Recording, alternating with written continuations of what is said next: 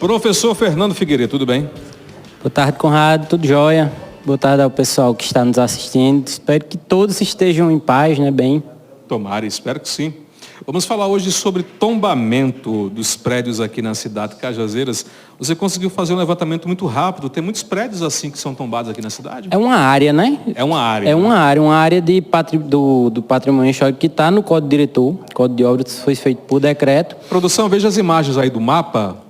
O mapa que você mandou é a área que faz. Exatamente. E tem uma surpresa, você olhar esse mapa aí. Você vai ter a mesma surpresa que... Vou esperar o pessoal da produção colocar. Essa área são quantos quilômetros? Quilômetros ou metros? Chega a ser quilômetros? Quilômetros. Em torno de 5 quilômetros quadrados, né? Tudo que está ali dentro não pode... Essa área aí? Isso, exatamente. Essa área começa de onde? A gente vê que vai até... Pega parte do Açude Grande, não é isso? Isso. E é dividido a outra imagem, tá aí? Veja a outra imagem. Tem os segmentos, né? Que são os pontos de origem, que é a pedra fundamental, que é para a elaboração desse decreto, que é o tênis clube. Uhum. E... Veja aí outra foto, Cauã, que é o do outro mapa, que tem uns pontozinhos laranja e verde. Fica mais claro para o pessoal. Opa, aí. Isso, exatamente. Essa mesma imagem que vocês viram, aí é o mapa, né? É o mapa dela, a representação, não sei se o pessoal está conseguindo ver, mas tem uma delimitação, uma área vermelha. Uhum. E essa é justamente o centro histórico da cidade. Acho que sua pergunta seria essa, se qualquer imóvel nessa região é tombado. Não são todos os imóveis tombados. Porém, estando dentro dessa área, precisa de uma autorização especial da prefeitura para mexer. Aí, dentro dessa área, tem alguns imóveis que aí sim já são tombados, né? A maioria deles já são, na verdade, mas não todos. Esses pontinhos amarelo, verde, limão é o quê? Aí é a indicação dos pontos, os pontos turísticos, pontos de relevância, né? Por exemplo, catedral, prefeitura. Se você vê ali em rosas, é justamente a pedra fundamental, né? Que chamaram no decreto assim, no canto esquerdo, no meio esquerdo. Consegue identificar o que é ali? É o tênis clube. Tênis clube, né? Que foi a primeira residência de Cajazeiras, né? Que era de Padre Rolim e consideraram isso. Que é a surpresa que eu tive, que com certeza você também terá, e quem é de Cajazeiras, né? É que essa delimitação, ela vai até essa esquina aqui em frente à Diário Sertão, a do Banco do Brasil. E é? Ou seja, esse prédio da antiga rodoviária não pega. Então ele não faz parte da... Pode derrubar a vontade de construir. Sim, exatamente. Mas, rapaz... Ô Fernando, o que é que define um tombamento? Quem viabiliza isso são dois órgãos, né, aqui na Paraíba especificamente. Algumas prefeituras, né, alguns municípios têm o próprio, mas aqui em Cajazeiras, por exemplo, e na maioria dos estados, é o IPHAN, que é o nacional, né, o Instituto Nacional de Patrimônio Artístico, Histórico e Artístico, e FAEP, que é o Instituto Estadual, né? Então, quem delimita isso são os profissionais, os técnicos, né? Do IPHAN e do IFAEP, que vão delimitar essas áreas e esses imóveis de tombamento. A critério de curiosidade, né? Eu estava montando a pauta de hoje sobre isso. Recentemente tivemos uma casa, um imóvel tombado aqui vizinho, né? Em Nazarezinho, que foi de um cangaceiro. Não sei se você já ouviu falar. É um cangaceiro que tem lá, a casa dele foi tombada e gerou uma polêmica gigantesca, porque alguns acham que é um patrimônio histórico, outros acham que deve ser esquecido por conta do sangue que houve, né? Devido ao cangaço. É trágico, mas tem eu sei que são lembranças trágicas, mas tem um valor histórico nisso tudo, né? Sim. Não pode ser apagado do dia. Mesmo sendo ruim, mas tem a sua relevância histórica.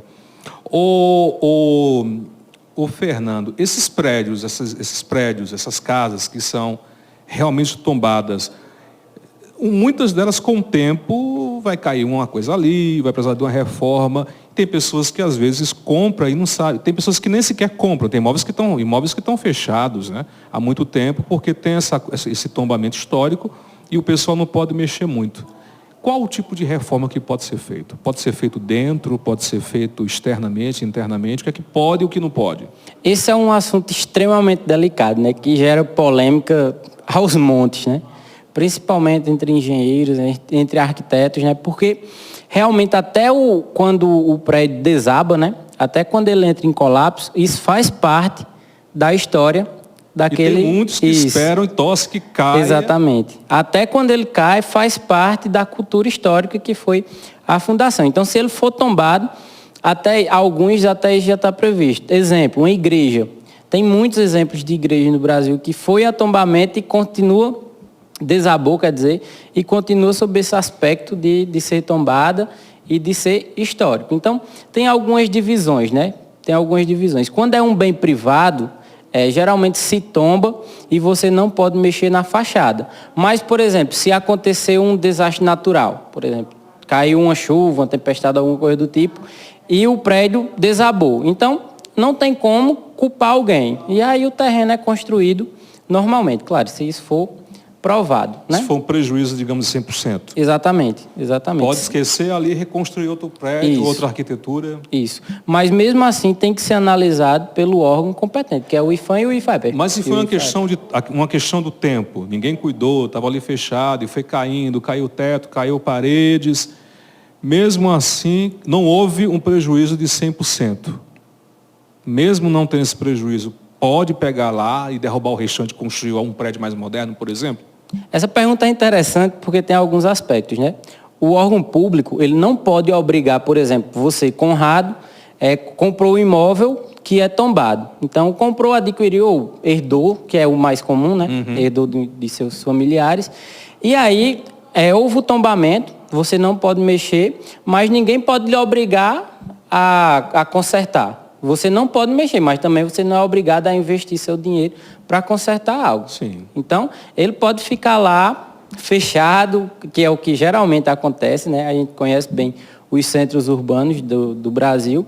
Então, é o que geralmente acontece. Os prédios ficam fechados porque o dono não tem dinheiro para investir, para consertar, para reformar, e não pode vender porque não há interesse. Porque quem comprar tem que seguir também essa legislação de reforma e é muito, muito oneroso. É muito mais caro. Imagina.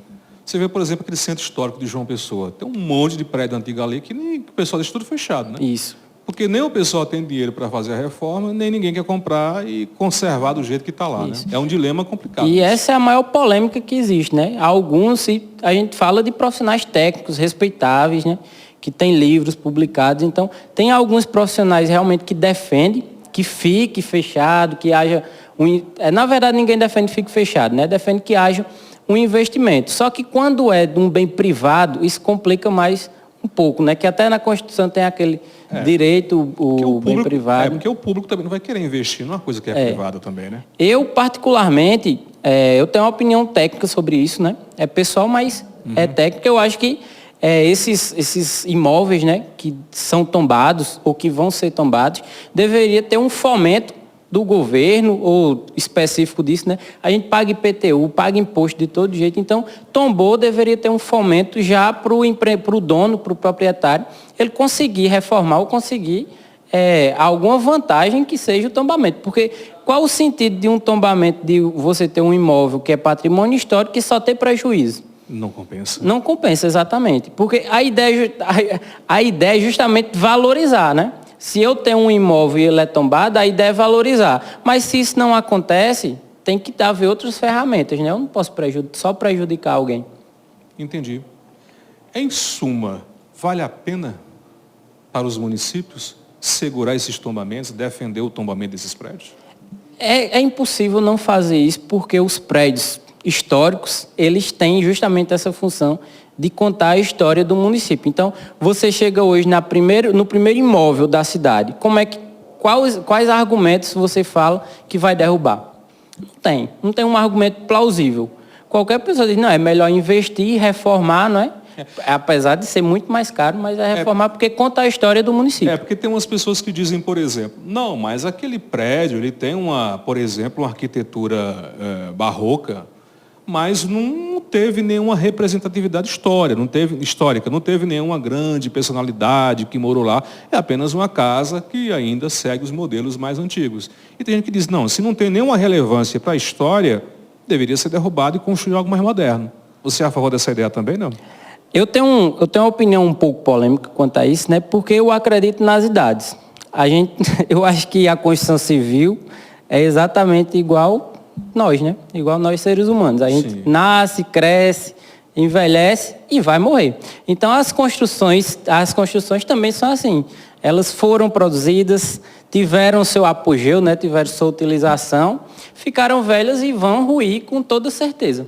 Principalmente essas construções mais comuns. A preocupação, claro, em prédios, que também vai acontecer isso, mas eu acho que já temos tecnologia suficiente para documentar isso de forma digital e dar prosseguimento à vida, né? Porque juntar entulho nesses centros históricos não vale a pena. Ou tem uma mudança na lei que tem um incentivo para reformar de fato, sim. Ou então deixar assim também não faz sentido. Porque, incrivelmente, as pessoas, e aí tem uma crítica gigantesca nos empresários, né?